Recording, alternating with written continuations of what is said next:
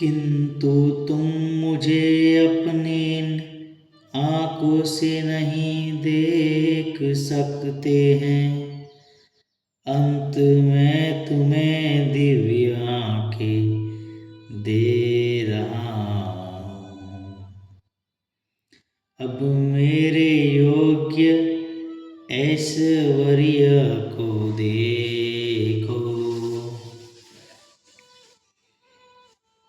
शुद्ध भक्त कृष्ण को उनके दो भुजी रूप के अतिरिक्त अन्य किसी भी रूप में देखने की इच्छा नहीं करता। भक्त को भगवत कृपा से ही उनके विराट रूप का दर्शन दिव्य चक्षुओं से करना होता है, न कि मन से। कृष्ण के विराट रूप का दर्शन करने के लिए अर्जुन से कहा जाता है कि वह अपने मन को नहीं अपितु दृष्टि को बदले। कृष्ण का यह विराट रूप कोई महत्वपूर्ण नहीं है, यह बाद के श्लोकों से पता चल जाएगा। फिर भी चूंकि अर्जुन इसका दर्शन करना चाहता था, अंत भगवान ने उसे इस विराट रूप को देखने के लिए विशिष्ट दृष्टि प्रदान की। जो भक्त कृष्ण के साथ दिव्य संबंध से बंधे हैं, वे उनके ऐश्वर्य के ईश्वरीय विहीन प्रदर्शनों से नहीं अपितु उनके प्रेममय स्वरूपों से आकृष्ट होते हैं।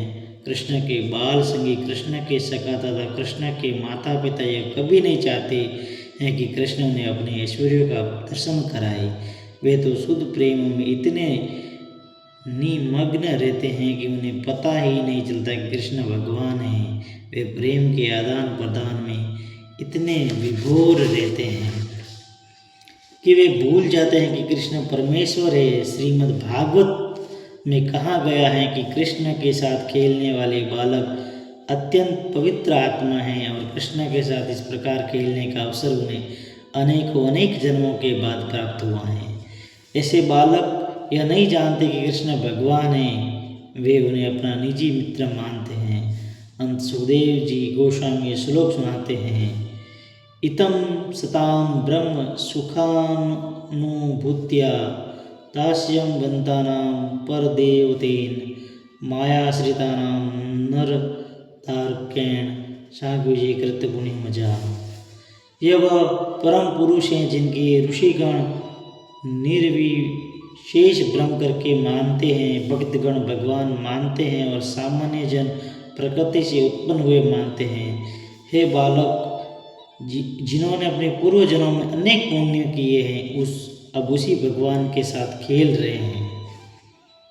तथ्य तो यह है कि भक्त विश्वरूप को देखने की इच्छुक नहीं रहता, किंतु अर्जुन कृष्ण के कथनों को पुष्टि करने के लिए विश्वरूप का दर्शन करना चाहता था, जिनके भविष्य में लोग ये समझ सके कि कृष्ण न केवल सिद्धांतिक या दार्शनिक रूप से अर्जुन के समक्ष प्रकट हुए हैं, अपितु साक्ष्य रूप में प्रकट हुए थे।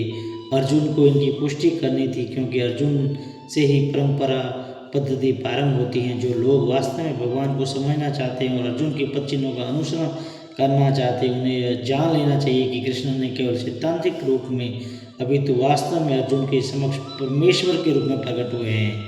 भगवान ने अर्जुन को अपना विश्व रूप देखने के लिए आवश्यक शक्ति प्रदान की, क्योंकि वे जानते थे कि अर्जुन इस रूप में देखने के लिए विशेष इच्छुक न था, जैसा कि हम पहले बता चुके हैं।